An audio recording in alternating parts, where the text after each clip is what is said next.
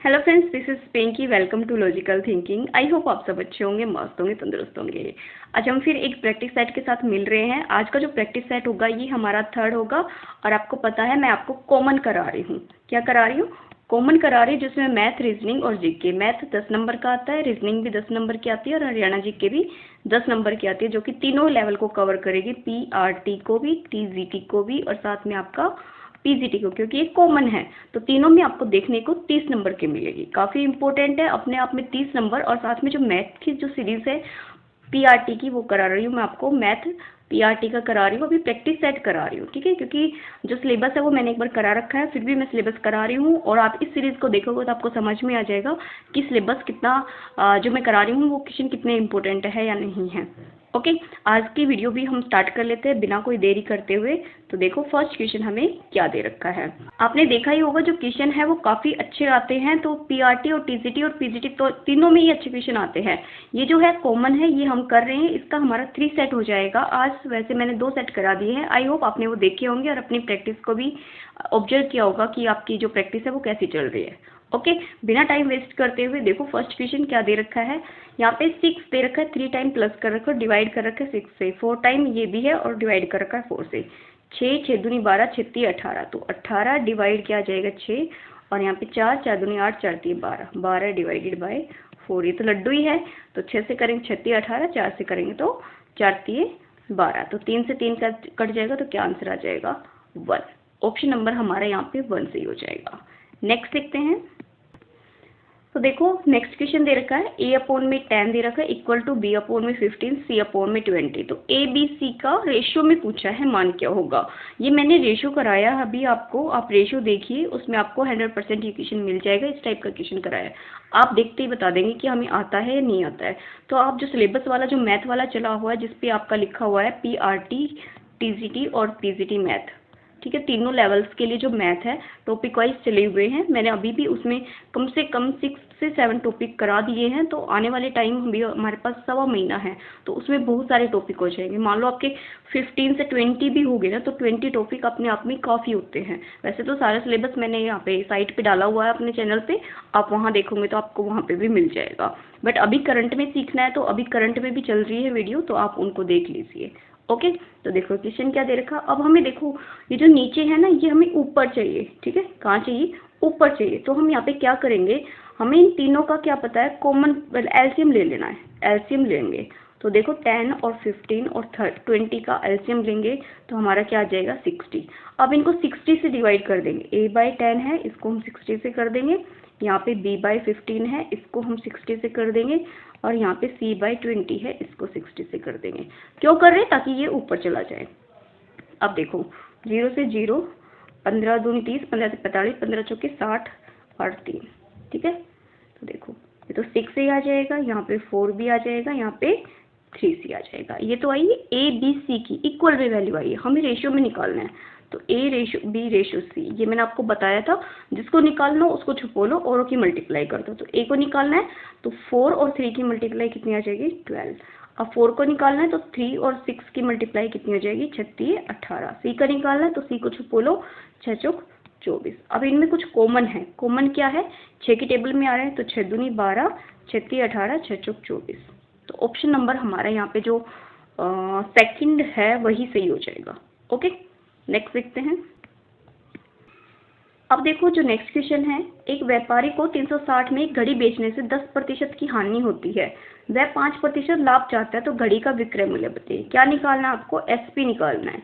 360 ही दे रखा है और लाभ कितना हो रहा है 105 का, और हानि कितनी हो रही है 90 की। तो 0 से 0, 9 एकम 9, 9 चौके 36, 4 और 5 चौके 20, 420 रुपये क्या आ जाएगा इसका विक्रय मूल्य एसपी। ऑप्शन नंबर फर्स्ट सिक हो जाएगा। सेम क्वेश्चन सेम टाइप मैंने प्रॉफिट लॉस भी कराई हुई है, आप वहां से वीडियो देखिए, आपको 100% रिजल्ट मिलेगा। एक परीक्षा में 40% छात्र अनुत्तीर्ण हुए, यदि उत्तीर्ण होने की संख्या 240 हो तो भाग लेने वाले छात्रों की कुल संख्या याद कीजिए। अब देखो 240 क्या है, जो फेल है वही है, और टोटल कितना है, सॉरी जो 40% है वो फेल के हैं, और 240 क्या है, फेल ही है। तो जो 40% की वैल्यू है वो 240 है, तो एक की निकालेंगे तो 240/40 आ जाएगी। और 100 की निकालेंगे तो कितना आ जाएगा, इंटू में 100। तो 0 से 0, 4 एकम 4, 4 छिंग 24, कितना आ जाएगा 600। टोटल कितने विद्यार्थी थे, 600। ऑप्शन नंबर 3 ठीक हो जाएगा। नेक्स्ट देखते हैं, साधारण ब्याज की किस दर पर एक राशि 15 वर्ष में दोगुनी हो जाएगी। 15 वर्ष में दोगुनी हो जाएगी। देखो एक थी तभी तो दो हुई है, तो ये प्रिंसिपल, ये अमाउंट, इन दोनों में क्या निकालेंगे हम, सिंपल इंटरेस्ट। कितने का आ जाएगा, 1। क्या निकालनी है, ब्याज की दर, रेट निकालनी। तो रेट देखो 1% हमारा, 1 क्या है हमारा इंटरेस्ट, इंटू में 100 आ जाएगा, अपॉन में 15 आ जाएगा, इंटू में 1 आ जाएगा। तो काटो, 5 दिए 15 और 5 दूनी 20, तो 20/3 हमारा क्या आ जाएगा, रेट आ जाएगी, जो कि ऑप्शन में नहीं दिख रहा लेकिन ये दिख रहा है हमें, तो ये हो जाएगा 36, 18, 2, 3, कितना आ जाएगा 6 से 2/3% हमारी क्या आ जाएगी, दर आ जाएगी। ओके, नेक्स्ट देखते हैं। 624 3 मित्रों के बीच 1/2 और 1/3 और 1/4 के अनुपात में बांटे गए हैं। तीसरे मित्र का हिस्सा ज्ञात कीजिए। क्या करना है, तीसरे मित्र का। तो सबसे पहले जो अपूर्ण में है इनको हम रेशो में ऊपर लेके जाएंगे। तो सेम चीज है, 2, 3 और 4 का एलसीएम कितना हो जाएगा, 12। ठीक है, अब 2 से काटेंगे 12 को कितना आएगा, 2 छिक 12। 3 से काटेंगे तो 4 आएगा, 4 से काटेंगे तो 3 आएगा। ये रेशो हो गया। अब इन तीनों का, इनका सम कितना आएगा, 10 और 3 13। किसका पूछा है, तीसरे का पूछा है, मतलब तीसरे का पूछा है। तो 3/13 इंटू में कितना आ जाएगा, 624। तो 13 से काटो, 13 से काटो, काटो तो 13 से डिवाइड करो 624 को 13 से। 13 5 65 हो जाएगा, और 13 चौके 4 दिए 12, 1 4 एकम 4 5, कितना आगे 0 4। अब किस पे जाएगा, 8 पे जाएगा, 8 चौक 32, 8 3 24, 2 8 और 2 10, कितने पे जाएगा, 48 पे। ठीक है, 3 से मल्टीप्लाई कर दो और मल्टीप्लाई करके लिख दो। अब देखो 3 से क्या आ जाएगा, 3 8 24, जिसके पीछे 4 है वो आंसर हो जाएगा। तो ऑप्शन नंबर हमारा यहाँ पे सेकंड सही हो जाएगा।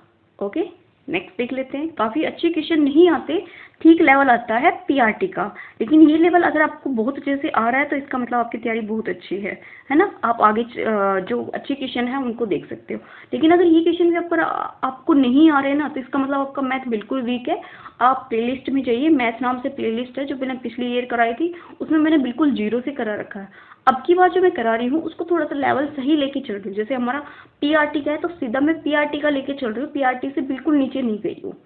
बस इतना डिफरेंस है, और कुछ नहीं है, सेम ही होता है। आपका पैटर्न भी और मैथ भी लगभग सेम ही आता है, कोई चेंजेस नहीं होता। सिलेबस कल भी वही था और आज भी वही है। ओके, एक मेज और एक पंखे की कुल लागत 4,000 है। यदि पंखा और मेज के लागत मूल्य का अनुपात 2:3 है तो मेज का लागत मूल्य क्या है।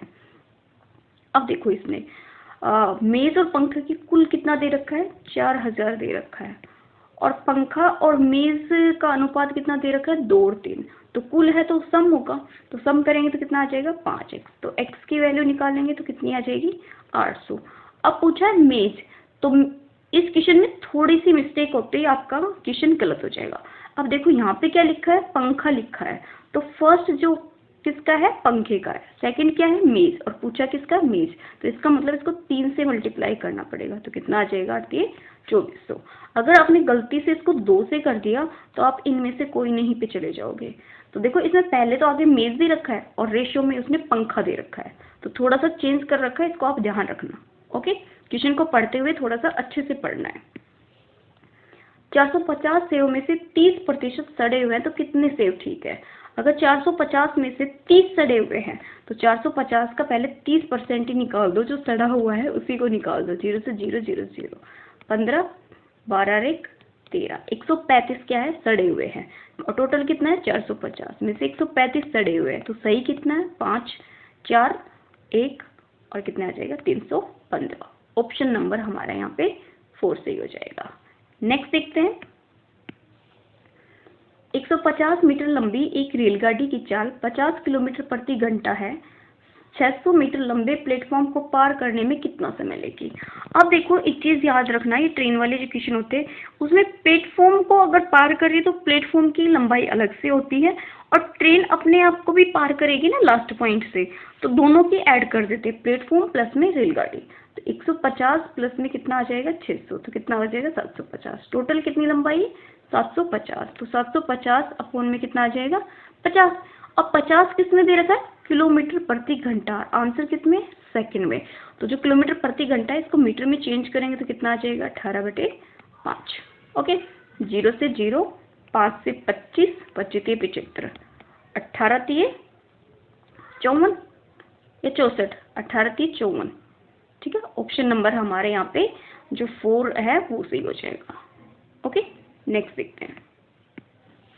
रमेश ने अपनी पत्नी को अपनी मासिक वेतन का 65% दिया। यदि उसकी पत्नी ने 650 रुपये प्राप्त किए तो रमेश का वेतन याद कीजिए।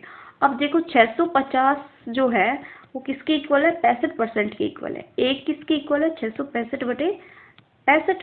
अब अपने आप में जो सैलरी है, जो वेतन है, जो इनकम है वो कितनी है 100, तो 100 से और मल्टीप्लाई कर दो इसको, तो 65 से 65 कैंसिल हो 10 आ गया, तो कितना आ जाएगा 1000 आ जाएगा। जो उसका वेतन है वो कितना है 1000। ओके, नेक्स्ट देखते हैं।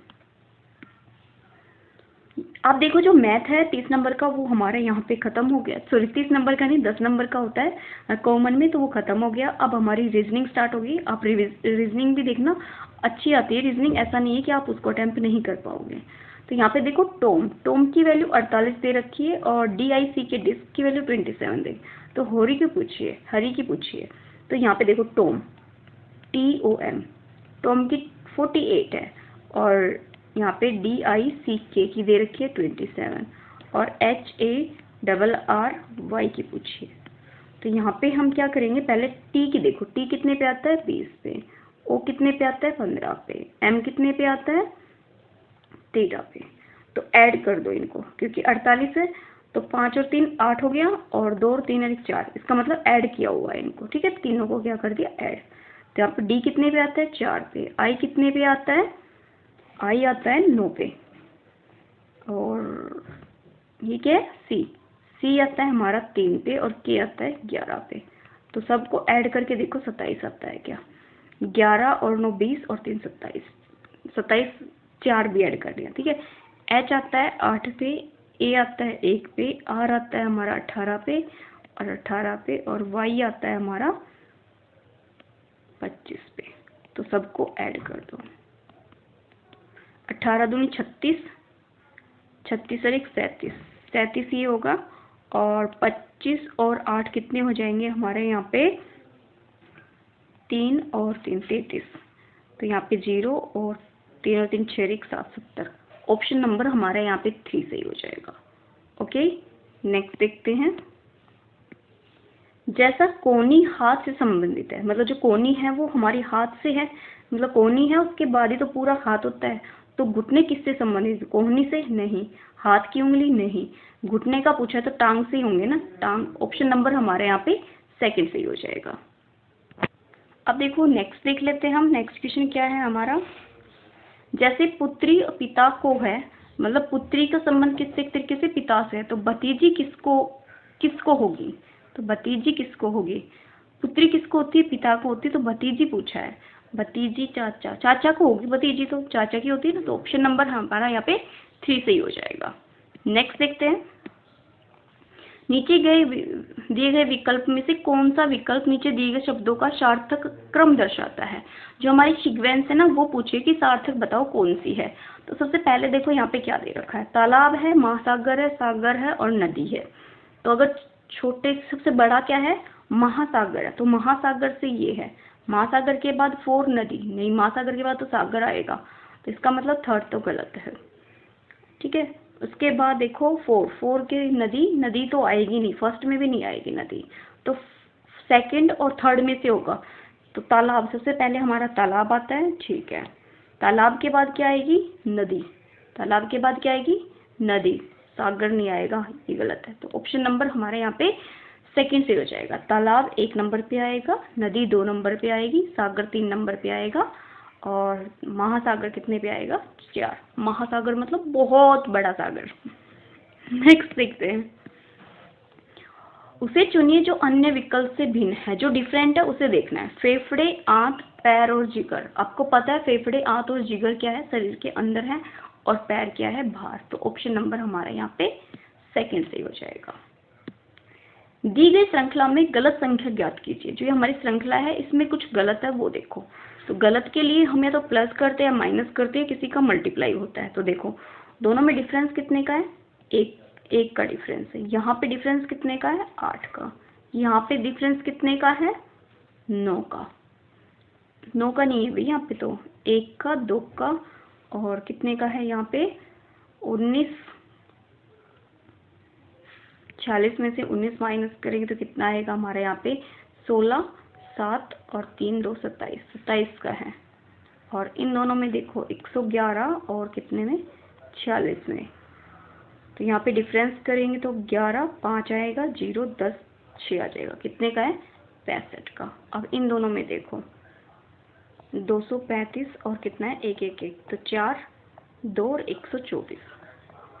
यहाँ पे डिफरेंस कितना है 451 और 235। यहाँ 6 आएगा, 4 में से 1 जाएगा तो 0 और यहाँ 2 नहीं भाई 1 आएगा। यहाँ पे कितना आ जाएगा 216। अब देखो ध्यान से, अगर आप देख रहे हो तो मुझे एक चीज़ दिख रही है, क्या आपको दिख रही है? यहाँ पे तो 1 है, यहाँ पे 8 है, तो 1 का अगर हम स्क्वायर क्यूब करें तो 1 ही आएगा। 8 अगर 2 का क्यूब करें तो कितना आएगा 8। यहाँ पे 3 का क्यूब कितना होता है 27। अब देखो यहाँ पे जो 101 है ना ये गलत है, तो ये भी गलत आएगा, ये भी। यहाँ पे कितने का है 6 का क्यूब, कितना है 216।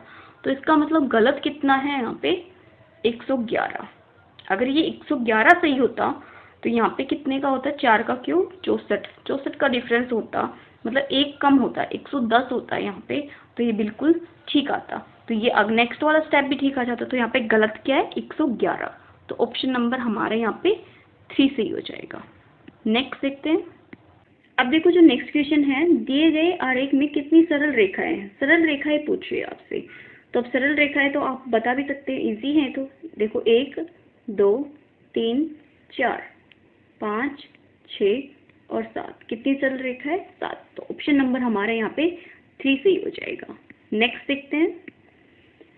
दिए गए विकल्प में से लुप्त संख्या ज्ञात कीजिए। अब ये हमें एक डायग्राम दे रखे हैं, 3 डायग्राम, इनमें से जो मिसिंग है, यहाँ पे मिसिंग है, इसको पूछा है कि ये क्या होगा।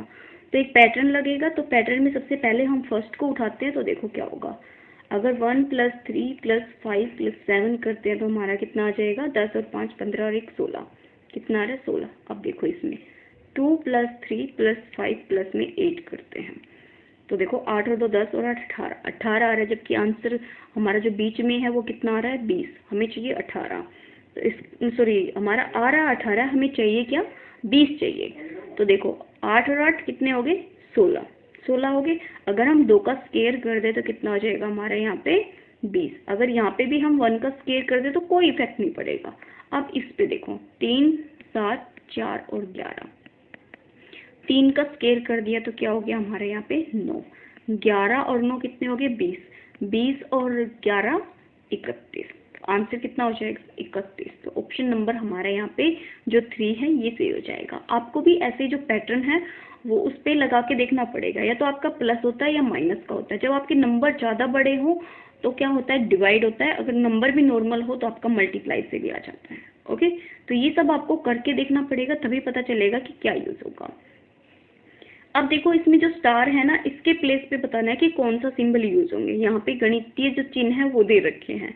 तो सबसे पहले देखो अगर मल्टीप्लाई का है तो 40 40 49 7 7 49 और माइनस का 2 कर दिया तो 47 आ गया। तो 47 में से 1 को डिवाइड कर देंगे तो हमारा 47 ही आएगा, कभी 12 आएगा नहीं। तो ये गलत है, प्लस करेंगे तो और भी गलत आ जाएगा। अब इन दोनों में से सही होगा।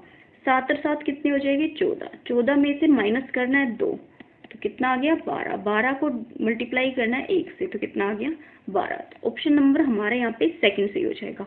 हम 4 और देख लेते हैं, दोनों को प्लस करेंगे 7 और 7 को कितने हो गए 14, 14 में से गुणा कर देंगे 2 28, 28 में से 1 माइनस करेंगे कितना आएगा 27। तो हमारा जो 4 है वो गलत होगा। तो ऑप्शन नंबर हमारे यहाँ पे जो सेकंड है वो सही हो जाएगा। अब देखो ये लास्ट क्वेश्चन है रीजनिंग का, इसके बाद हमारी हरियाणा जीके स्टार्ट हो जाएगी। अब यहाँ पे देखो एक दूसरे का संबंध दे रखे हैं, तो देखो क्या आएगा, ये है ना प्रोपोर्शन में दे रखा, अगर आप ध्यान से देखोगे तो देखो, जूतियाँ किससे बनती है? चमड़े से बनती है। तो शर्ट किससे बनती है? कपड़े से। तो ऑप्शन नंबर हमारा यहाँ पे फर्स्ट सही हो जाएगा। इजी था ये तो काफ़ी। अब हमारी आती है हरियाणा जीके, जो कि आपको आती ही होगी। हरियाणा से प्राप्त अभिलेख में बाराखड़ी की लिखाई का सर्वाधिक प्राचीन अभिलेख है। जो हमारा प्राचीन अभिलेख है वो है धुन से प्राप्त अभिलेख। ऑप्शन नंबर हमारे यहाँ पे फर्स्ट सही हो जाएगा। नेक्स्ट, लाला लाजपत राय की मृत्यु के बाद मार्च 1929 में रोहतक में आयोजित हुई सभा के मुख्य अतिथि कौन थे?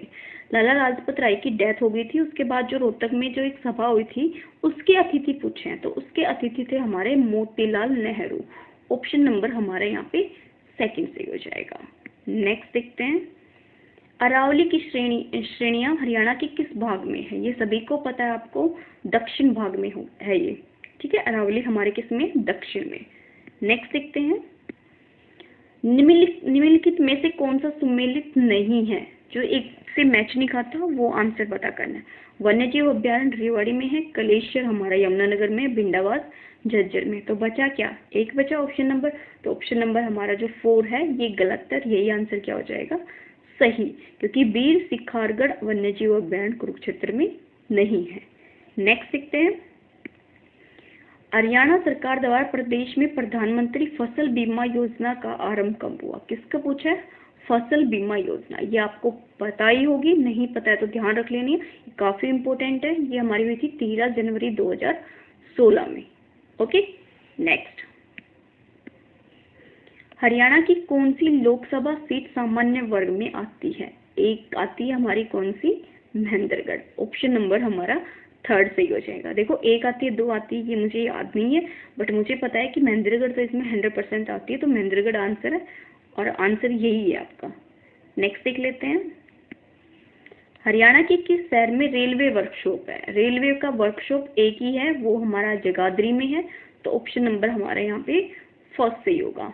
नेक्स्ट देखते हैं, पानीपत की तीसरी लड़ाई कब हुई? जो तीसरी लड़ाई है पानीपत की वो 1761 में हुई थी। काफी फेमस क्वेश्चन है और बहुत एग्जाम में आता है। नेक्स्ट देख लेते हैं, निम्न में से कौन सा देश सार्क सदस्य नहीं है? किसका सदस्य? सार्क सदस्य नहीं है। मालदीव तो है, भूटान भी है और श्रीलंका भी है। कौन नहीं है? म्यांमार नहीं है। अब हमारा जो जीके है उसका लास्ट क्वेश्चन होगा, अपने प्रतिद्वंदी को लगातार 2 बार हराकर, मतलब जो सामने था उसको 2 बार हराया है, भारत केसरी और हिंद केसरी बनने वाले खिलाड़ी कौन बने?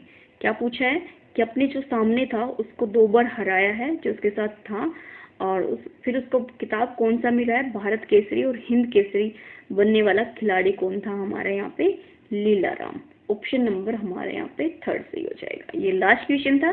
30 क्वेश्चन कर चुके हैं, जिसमें 10 मैथ, 10 रीजनिंग और 10 हरियाणा जीके। आई होप आपको ये 30 क्वेश्चन समझ आए हों। फिर भी अगर कोई डाउट हो तो आप मुझे कमेंट कर देना।